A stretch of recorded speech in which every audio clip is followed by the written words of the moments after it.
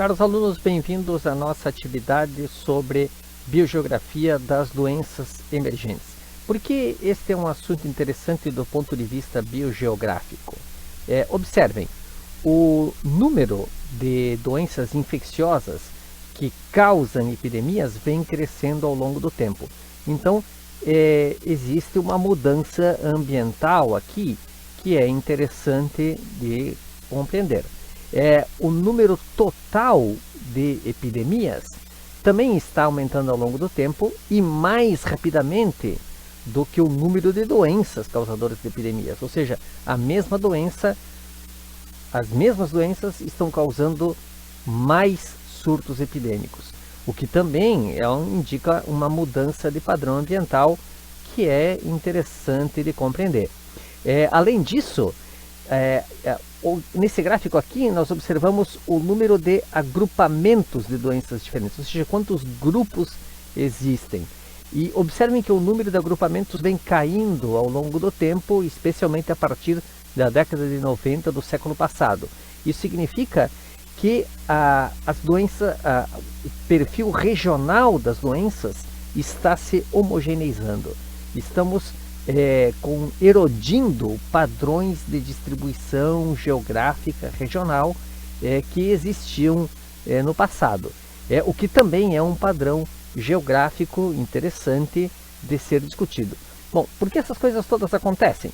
O que nós vamos discutir aqui nesta atividade? Bom, vamos começar pela diversidade de doenças emergentes. Vamos então discutir a regionalização dessa diversidade, como se existem e como estão distribuídas as doenças emergentes no espaço. Em seguida, discutir os efeitos de diferentes fatores biogeográficos e de fatores humanos nesses padrões de distribuição e na sua mudança ao longo do tempo. E finalmente, quais são estes fatores biogeográficos e humanos que estão associados ao risco de emergência de doenças infecciosas, ou seja, surtos que podem vir a acontecer no futuro.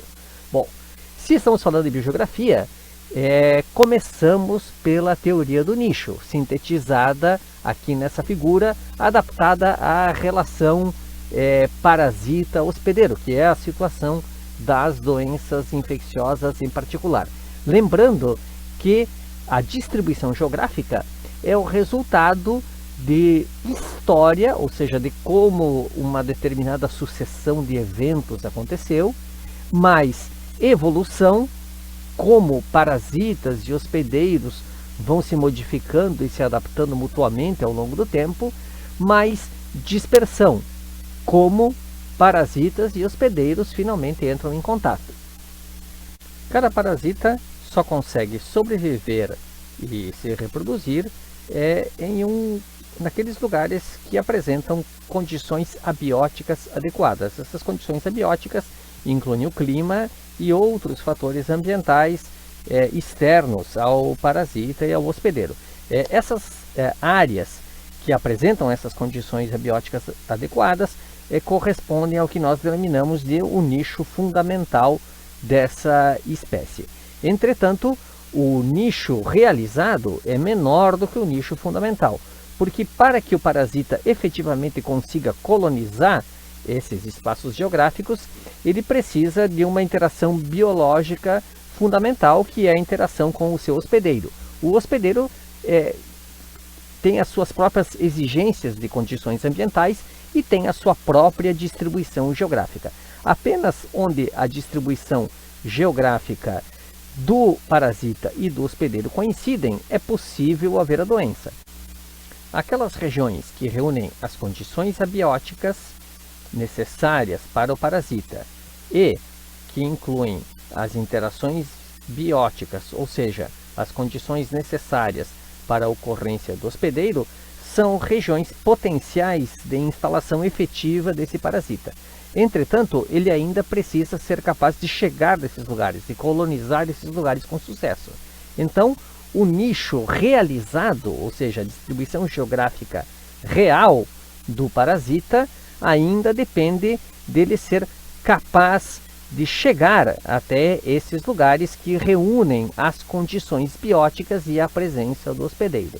Aqueles lugares que têm condições abióticas adequadas e têm o hospedeiro, mas são atualmente inacessíveis, são o nicho disponível, vago, ainda a ser ocupado por este parasita. Então nós temos aqui o conjunto de fatores que interferem, que limitam a distribuição geográfica, as condições abióticas, a presença do hospedeiro, que é a interação biológica fundamental nesse caso, e mais a capacidade de ter acesso a esses lugares, a essas regiões.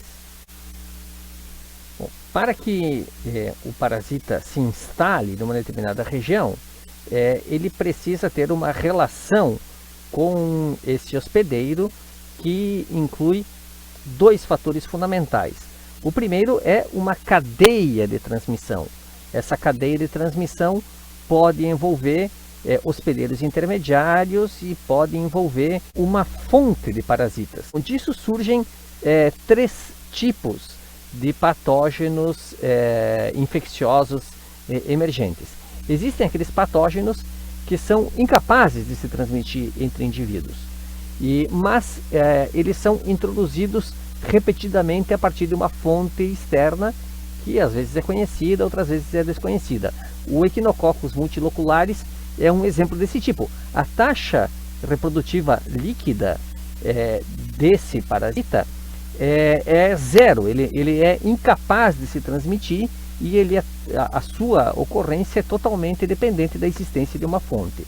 Bom, existem aqueles patógenos que sim se transmitem entre indivíduos, ou seja, a sua taxa reprodutiva líquida é maior do que zero, mas para as quais a cadeia de transmissão é autolimitada, ou seja, ele tem dificuldades de encontrar os hospedeiros e de se disseminar.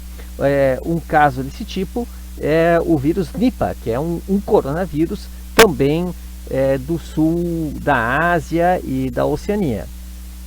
Bom, e existem aqueles patógenos que também podem se transmitir, são capazes de se transmitir entre indivíduos da espécie hospedeira receptora e para os quais as cadeias de transmissão permitem uma propagação epidêmica, ou seja, eles têm taxas de crescimento, taxas reprodutivas líquidas superiores a 1. Esse é o exemplo do novo coronavírus, do SARS-CoV-2, por exemplo, entre outros.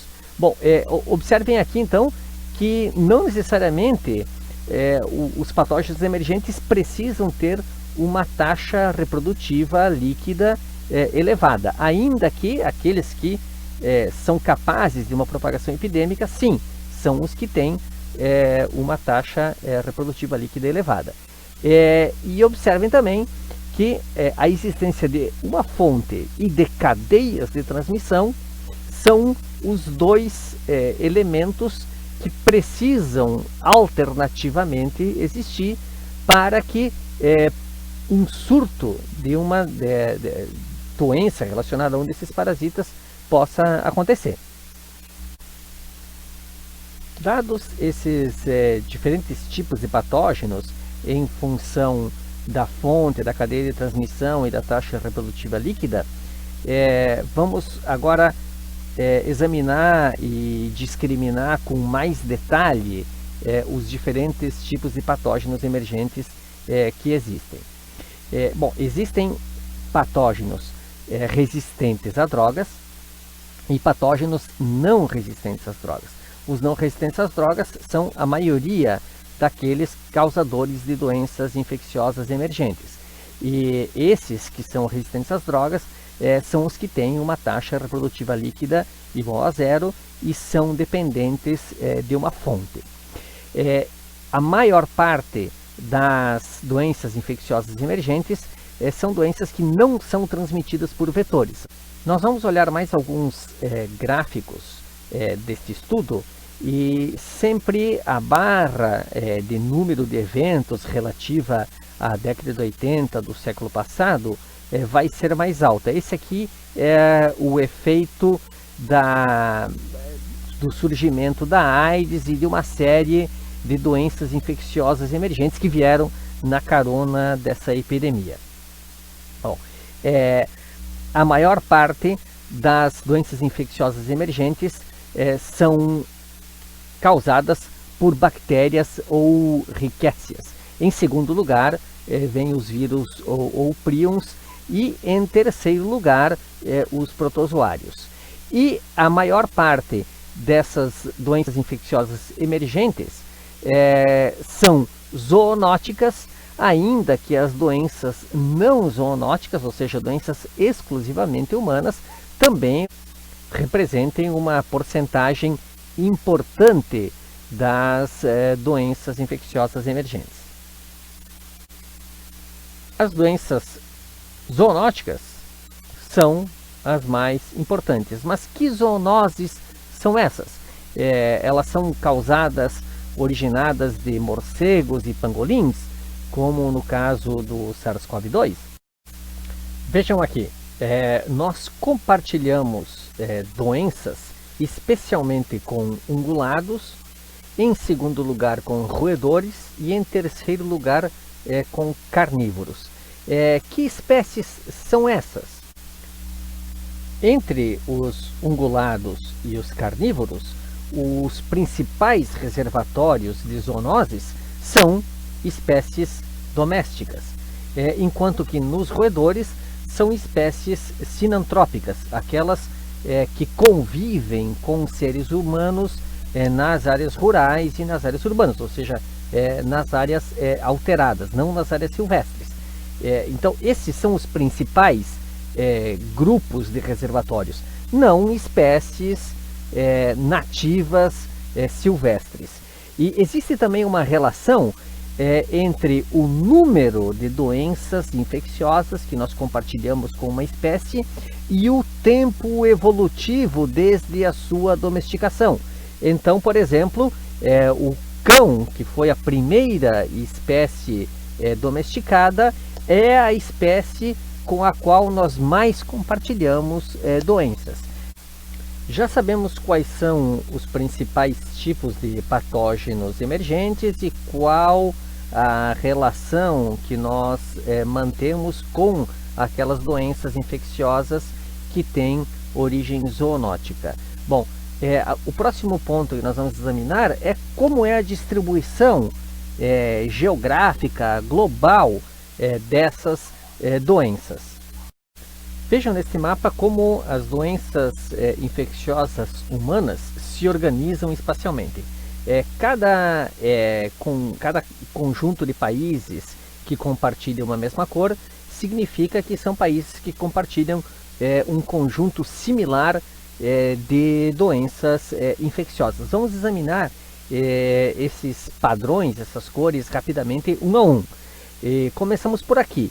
Então, a região neotropical apresenta nitidamente o seu conjunto único de doenças infecciosas. A África, a região afrotropical, também apresenta o seu próprio conjunto de doenças infecciosas. Observem também a diversidade de doenças infecciosas que caracterizam cada uma dessas duas regiões patogeográficas. Um outro conjunto espacial é o oriental. O oriental ele apresenta uma diversidade um pouco menor de doenças infecciosas em relação aos dois anteriores que nós vimos, e apresenta também uma certa variação interna que é interessante. Então nós temos aqui, por exemplo, a Australásia formando um subconjunto dentro desta região oriental. E o mais interessante é que o padrão de doenças da Australásia está mais próximo do padrão encontrado na China do que do padrão encontrado nos países do sul da Ásia, que são mais próximos da Austrália. Existe também um terceiro conjunto de doenças que é característico de ilhas. Nós sabemos que as ilhas se concentram no Oceano Pacífico. Existem poucas ilhas no Atlântico e poucas ilhas no Índico. Então esse é um padrão fundamentalmente do Pacífico.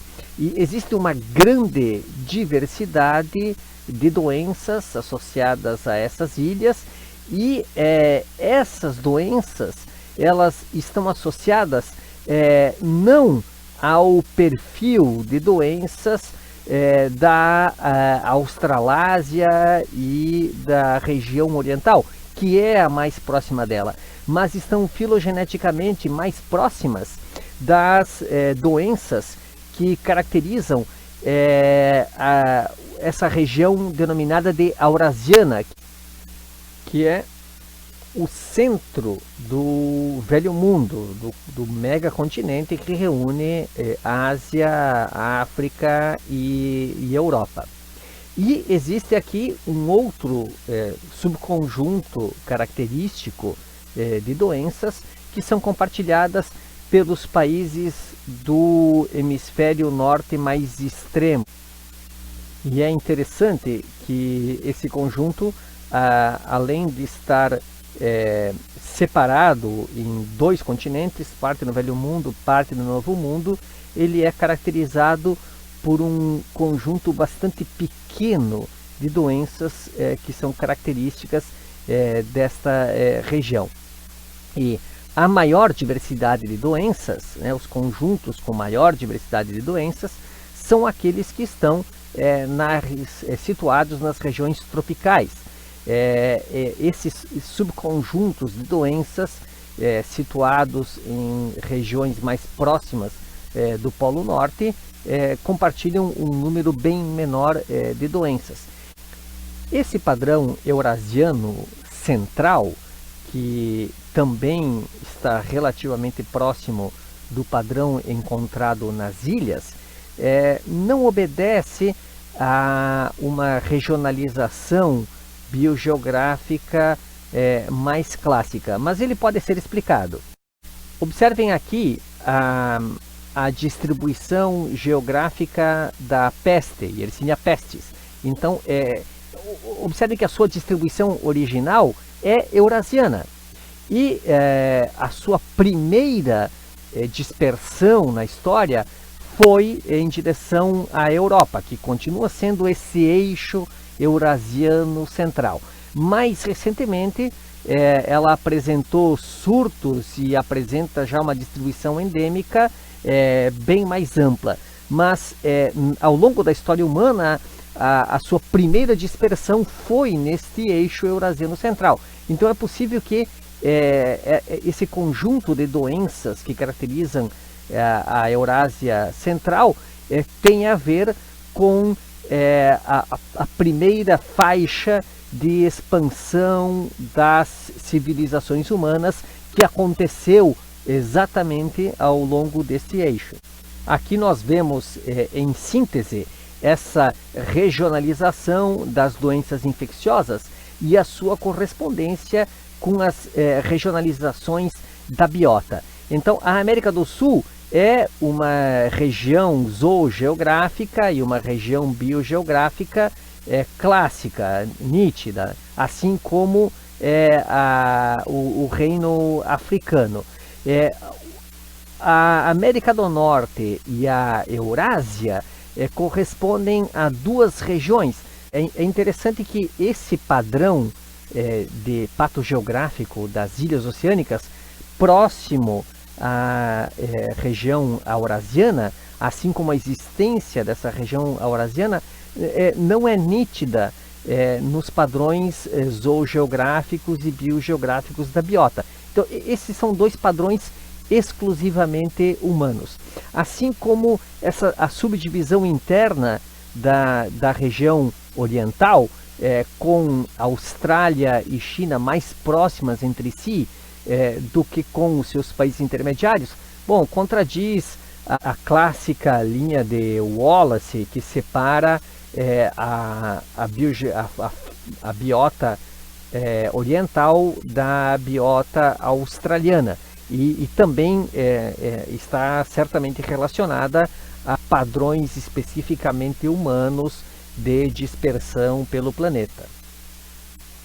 Um outro elemento interessante quando examinamos esses padrões de similaridade de distribuição de doenças infecciosas são os padrões de aninhamento e agregação. Aninhamento significa que uma região se caracteriza como um subconjunto das doenças presentes em uma outra região, ou seja, existem doenças com uma distribuição mais ampla e aqueles lugares que têm uma diversidade menor de doenças, elas representam um subconjunto daquelas regiões que apresentam uma diversidade maior. A agregação não, significa que cada região apresenta o seu próprio conjunto de doenças. E olhem aqui que interessante, doenças de origem bacteriana, doenças que não são transmitidas por vetores e doenças que são exclusivamente humanas tendem a ter um padrão aninhado, enquanto que as doenças distribuídas por vetores tendem a ter um padrão agregado. Isso significa dizer o quê? Que as doenças transmitidas por vetores têm mais dificuldade de se disseminar e colonizar regiões extensas. Então, cada região apresenta o seu próprio conjunto de doenças dispersadas através de vetores, enquanto que as doenças não vetoriais, as doenças exclusivamente humanas e as doenças bacterianas são as que mais facilmente conseguem se disseminar amplamente e se transformar eventualmente em pandemias. Outro padrão interessante de se examinar é quais são os fatores que estão associados a essa similaridade de doenças infecciosas entre os países. Existem vários fatores aqui. Começamos pelas publicações. Bom, quanto mais estudos existem, mais se detecta similaridade. Ou seja, existe aí aqui um viés de conhecimento e existem lacunas de informação importantes que ainda precisam ser resolvidas. E também existe um efeito, ainda que pequeno, que tem a ver com o sistema de saúde, que é a magnitude das despesas em saúde. Isso significa que aqueles sistemas de saúde que estão mais atentos ao surgimento e ao tratamento, à detecção de doenças infecciosas, vão determinar uma detecção de uma maior diversidade de doenças que vai levar a uma similaridade um pouco maior. Bom, fora esses fatores estritamente relacionados com a nossa capacidade de detectar, registrar e comunicar a distribuição dessas doenças, existem aqueles fatores que são próprios das condições ambientais e humanas, começando pelo tamanho da população. Então, quanto maior uma população, populações grandes tendem a compartilhar o mesmo conjunto de doenças. Populações pequenas e isoladas tendem a apresentar o seu perfil próprio e único de doenças. A diversidade de mamíferos, porque uma grande parte dessas doenças infecciosas são doenças zoonóticas. Então, aquelas regiões com grande diversidade de mamíferos apresentam também uma maior diversidade de reservatórios e por apresentar um maior número de doenças infecciosas, vão acabar se tornando mais similares. Esse fator da diversidade de mamíferos é o que explica especialmente o padrão de aninhamento. Bom, a latitude, então nós vimos que as regiões que são tropicais apresentam maior diversidade e um padrão mais agregado, mais descontínuo de distribuição de doenças. Enquanto que nas latitudes mais altas nós temos uma riqueza menor de doenças e doenças com uma distribuição mais ampla. O efeito dos voos é interessante, porque significa que os deslocamentos humanos, regiões que apesar de estarem geograficamente distantes, países que apesar de serem países distintos, separados entre si, mas que se comunicam intensamente, cujas pessoas se deslocam intensamente entre um e outro, apresentam maior similaridade em doenças. Bom, o clima, o clima significa que climas similares determinam doenças similares. Esse efeito do clima faz parte da nossa noção de nicho fundamental, tem a ver com os fatores abióticos necessários para que um parasita consiga se estabelecer.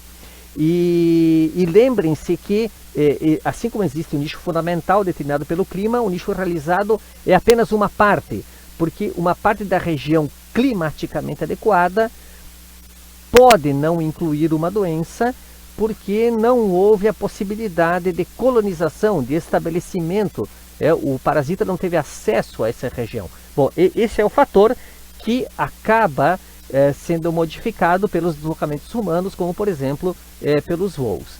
E finalmente a área, aqueles países maiores têm uma diversidade maior de doenças e por esse fator acabam tendo uma similaridade maior. Já vimos quais são os tipos de doenças emergentes, como os padrões de similaridade de doenças emergentes se distribuem pelo planeta e os fatores relacionados a essa similaridade.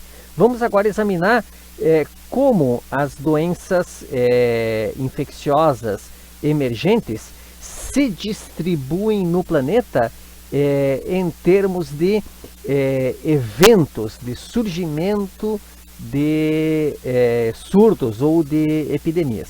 Isso está sinteticamente representado nesse mapa.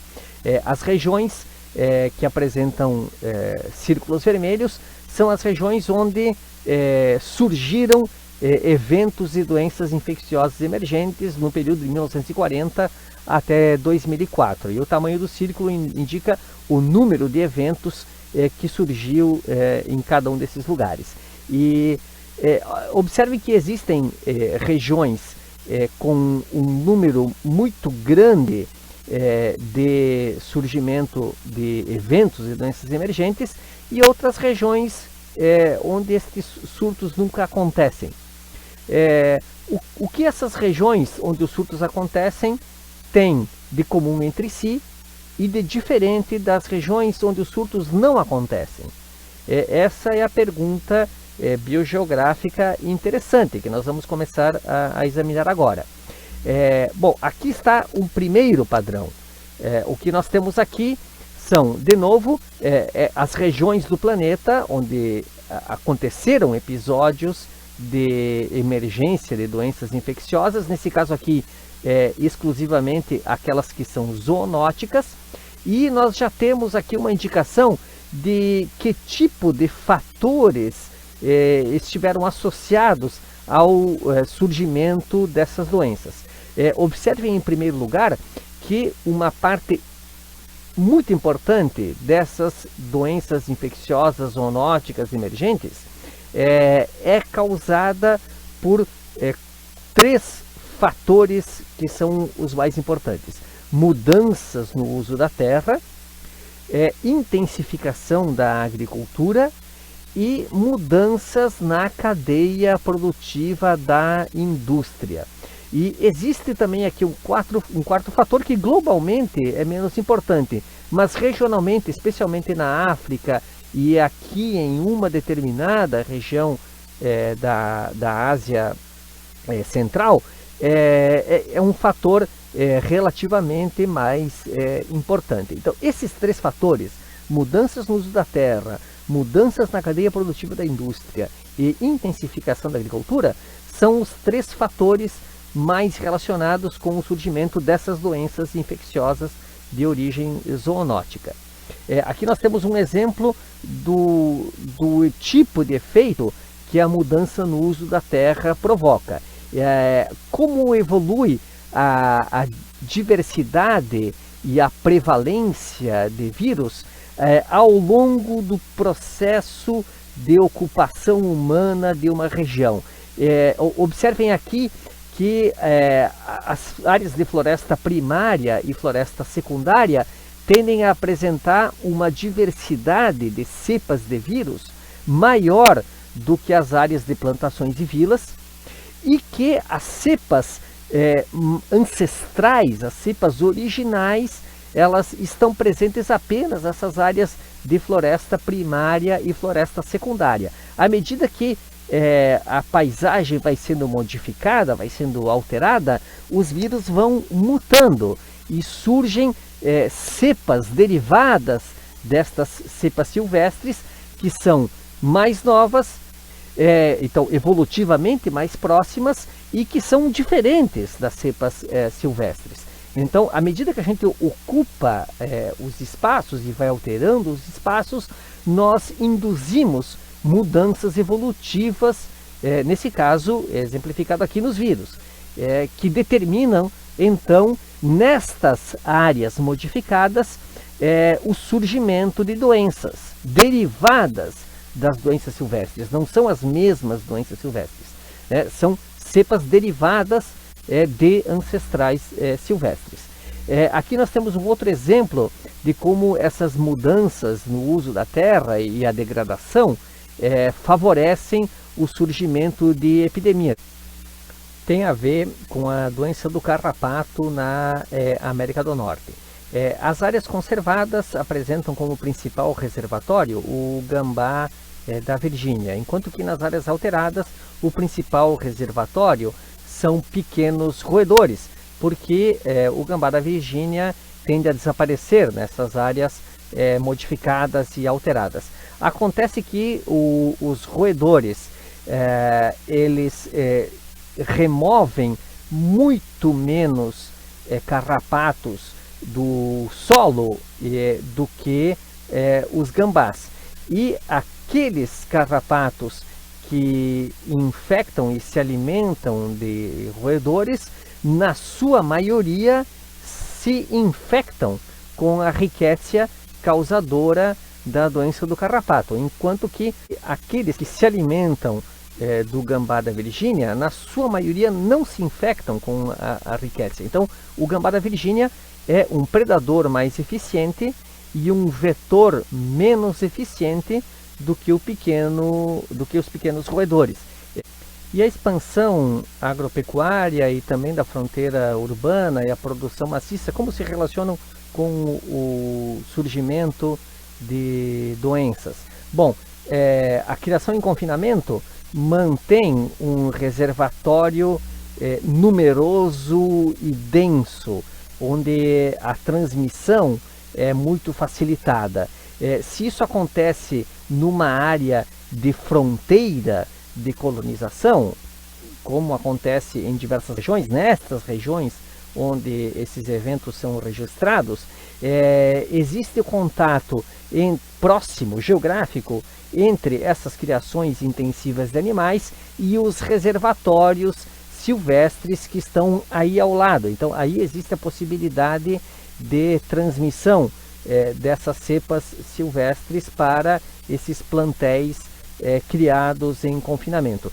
Se existe uma diversidade de animais sendo criados, existe uma diversidade de oportunidades de transbordamento desses patógenos silvestres para essas diferentes espécies que são cultivadas.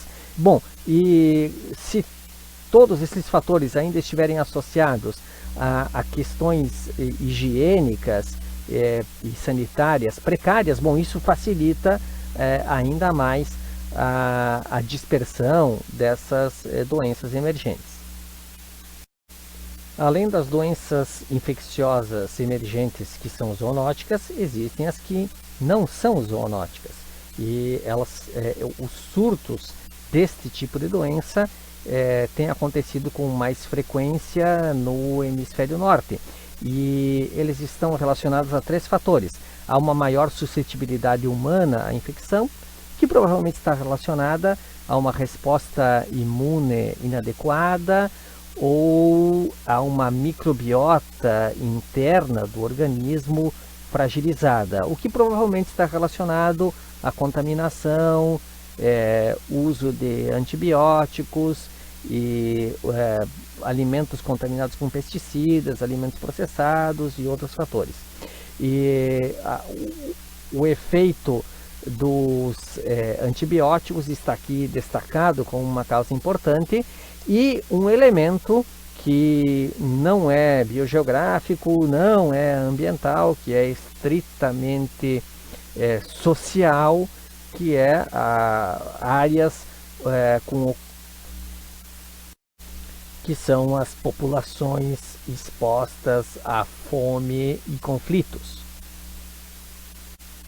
Vamos examinar um pouco mais de perto os fatores relacionados à distribuição geográfica de cada um dos tipos de doenças infecciosas emergentes. Bom, em primeiro lugar, os patógenos resistentes a drogas. Observem aqui quais são as regiões que estão mais propensas ao surgimento deste tipo de patógeno. O que essas regiões têm em comum? Quais são os fatores associados a essas possibilidades? O surgimento desses patógenos resistentes a drogas está associado a uma maior densidade populacional, a uma maior taxa de crescimento populacional, e aparece aqui um fator biogeográfico interessante, que é a latitude. O surgimento de patógenos resistentes a drogas é mais comum em latitudes mais elevadas. Eles não têm acontecido, não estão associados a latitudes tropicais. E por que será? Bom, isso talvez esteja relacionado ao fato de que os países mais desenvolvidos, as regiões mais desenvolvidas em termos planetários, são regiões não tropicais, são regiões de clima mais temperado. Pode ser aqui apenas um proxy para essa condição de desenvolvimento socioeconômico. No caso das zoonoses silvestres, a probabilidade de emergência de doenças também é maior em diversas regiões distribuídas pelo planeta. Quais são os fatores relacionados ao maior risco de emergência de doenças infecciosas deste tipo? Bom, os dois fatores mais importantes são uma maior densidade populacional associada a uma grande riqueza de reservatórios silvestres. Então, se nós temos regiões que combinam uma grande diversidade de reservatórios silvestres com uma grande densidade populacional humana, aí nós temos as condições para a emergência de doenças que têm origem em zoonoses silvestres. No caso particular daquelas zoonoses silvestres que são dispersadas por vetores, esse é um mapa que mostra as áreas, as regiões do planeta com maior risco de emergência de doenças. No caso da América do Sul, existem diversas doenças que fazem parte desse grupo, como Zika, dengue, teníase, chagas, estrongiloidiose, tripanossomíase e esquistossomose. E outras regiões do planeta têm as suas próprias doenças. O que essas regiões têm em comum para serem de maior risco?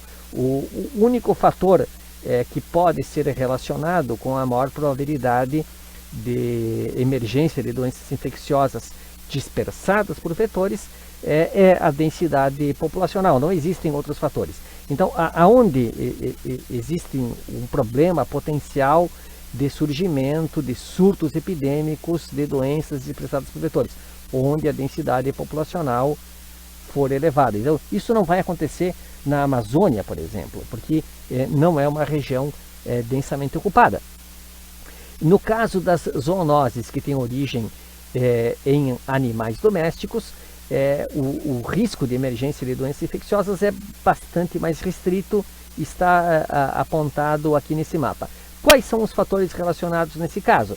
Bom, de novo, a densidade populacional humana sempre presente, a taxa de crescimento da população humana novamente presente e novamente a latitude. Então, essas regiões com maior propensão de surgimento de zoonoses com origem em animais domésticos são as regiões mais afastadas dos trópicos, são regiões de clima temperado. Novamente, isso pode ser provavelmente um proxy. Já vimos então quais são os principais tipos de patógenos, quais são os fatores associados à possibilidade de emergência de doenças a partir desses patógenos, como eles se distribuem globalmente, quais são os fatores associados a essa distribuição geográfica no planeta.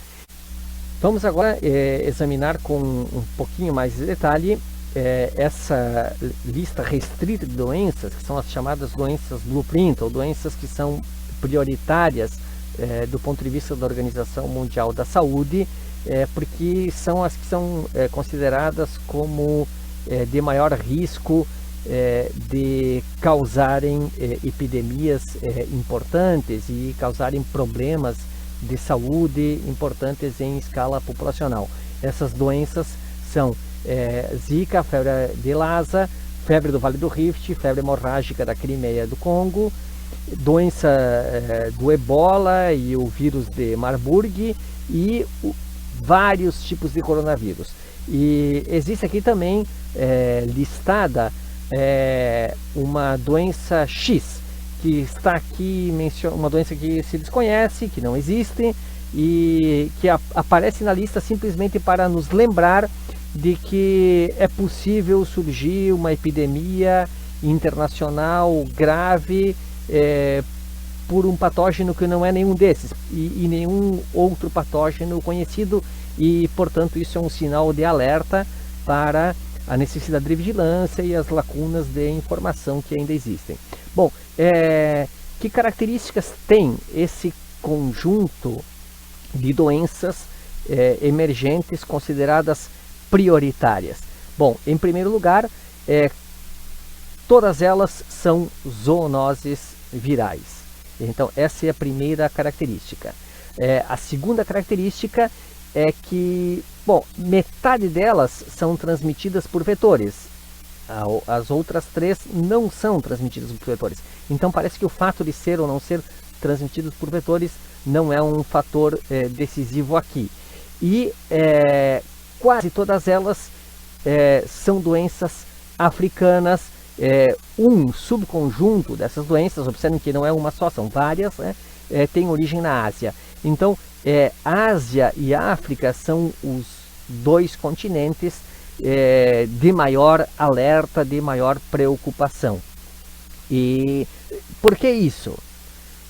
Bom, aqui existe um modelo preditivo de quais seriam os pontos críticos potenciais para o surgimento desta doença X, de uma doença desconhecida, com base numa ponderação de modelos preditivos para aquelas 6 doenças consideradas prioritárias. Bom, o raciocínio que está por trás dessa simulação é de que, bom, essa doença X ela vai compartilhar características e fatores que também estão presentes naquele outro conjunto de doenças que já foram consideradas, que já são consideradas prioritárias. Bom, e quais são os fatores associados? Observem aqui. E, em primeiro lugar, pastagens. Isso significa área de expansão agropecuária e de criação intensiva de animais. Temperatura e chuva, ou significa existe um componente climático importante aqui. Aquelas áreas com maior temperatura e maior pluviosidade, ou seja, áreas tropicais, são as que são mais propensas ao surgimento de uma nova doença. Então, ela provavelmente será uma doença de origem tropical, relacionada a climas mais quentes e mais úmidos. Opa! A gente precisa conversar um pouco sobre mudança climática, já que a temperatura do planeta está aumentando. E desmatamento. Então, de novo, aquelas áreas de fronteira da expansão humana, de fronteira agropecuária e de fronteira urbana, são as áreas mais propensas ao surgimento de novas doenças. A gente já viu nas lâminas anteriores o efeito do crescimento da população humana no caso de vários tipos de doenças infecciosas. E finalmente, regiões de menor altitude. A menor altitude aqui talvez seja um proxy para o fato de que a maior parte das aglomerações humanas, planeta fora, são em regiões de baixa altitude. Não existem grandes cidades e grande densidade populacional em regiões de altitude elevada. Temperatura e umidade são condições abióticas. Então nós retornamos aqui ao nosso conceito de nicho. Essas condições abióticas, clima e alguns outros fatores externos ao hospedeiro e ao parasita, compõem o nicho fundamental. E se as condições abióticas mudarem, que efeito isso pode ter na distribuição potencial dos parasitas? Sempre lembrando que apenas as condições abióticas não são suficientes para determinar o surgimento de uma doença. É necessário que o parasita tenha acesso a essas regiões, o que com os deslocamentos humanos e com a globalização é cada vez um problema menor, assim como é necessária a presença do hospedeiro e a distribuição do hospedeiro. Sendo hospedeiro a população humana, essa também tende a ser uma dificuldade cada vez menor. Então, à medida que o tempo passa, as condições abióticas passam a assumir uma relevância cada vez maior, e é por isso que nós vimos vários fatores climáticos e latitude aparecendo nesses modelos de surgimento de doenças emergentes. E, bom, e a mudança climática, a mudança nessas condições ambientais abióticas, como se relaciona? Nós temos aqui dois exemplos. O primeiro, uma projeção da distribuição da malária causada pelo Plasmodium falciparum, uma das formas mais agressivas de malária, e projetada para o ano de 2050 em um dos modelos de mudança climática. Existem vários, eu trouxe apenas um aqui. O que nós vemos nessas linhas achuradas é a distribuição atual da malária, e as áreas em verde são as áreas de alta probabilidade de ocorrência de malária em função das condições abióticas no ano de 2050. Observem que está projetada uma grande expansão de condições adequadas para a malária, especialmente na América do Sul, também no sul do hemisfério norte e aqui no norte da Austrália e aqui no sul da Ásia. E observem que algumas regiões onde atualmente a malária ocorre provavelmente não terão condições adequadas para esta doença em particular no ano 2050. Então, a sua distribuição vai se modificar, ampliando em algumas regiões, retraindo em outras, e no balanço geral, essa doença tende a ter no futuro uma distribuição mais ampla que a de hoje. Um dos outros efeitos já previstos da mudança climática são as anomalias, ou o surgimento de eventos climáticos extremos. O que nós estamos representando aqui nessa figura são as anomalias de precipitação.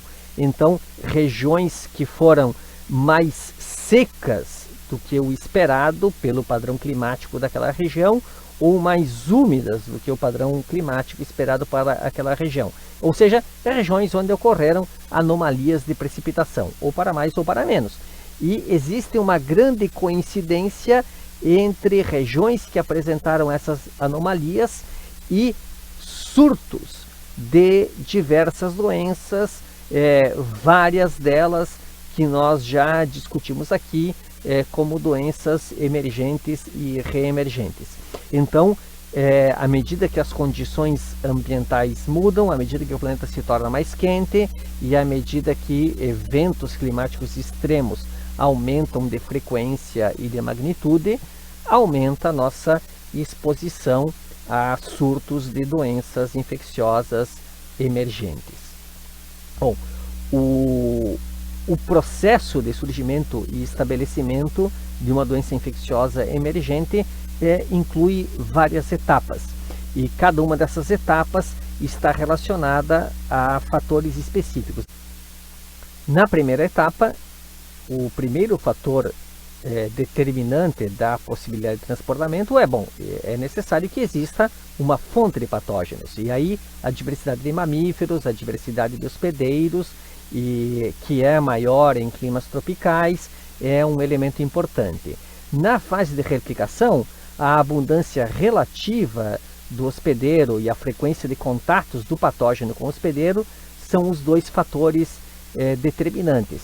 Aqui estão os efeitos da densidade populacional humana, da expansão geográfica, tanto urbana quanto agropecuária, que coloca populações humanas e seus animais domésticos em contato com parasitas e hospedeiros silvestres.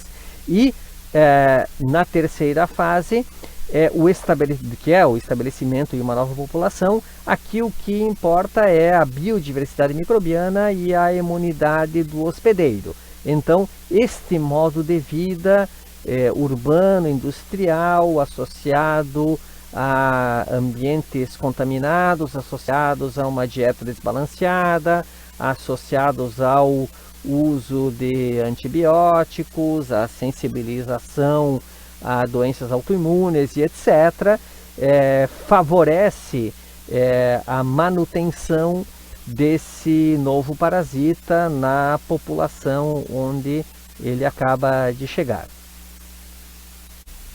Estamos encerrando aqui esta atividade. Vamos rever quais foram os padrões biogeográficos de doenças emergentes que nós analisamos aqui. Em primeiro lugar, as doenças infecciosas emergentes não necessariamente precisam apresentar taxa reprodutiva líquida elevada.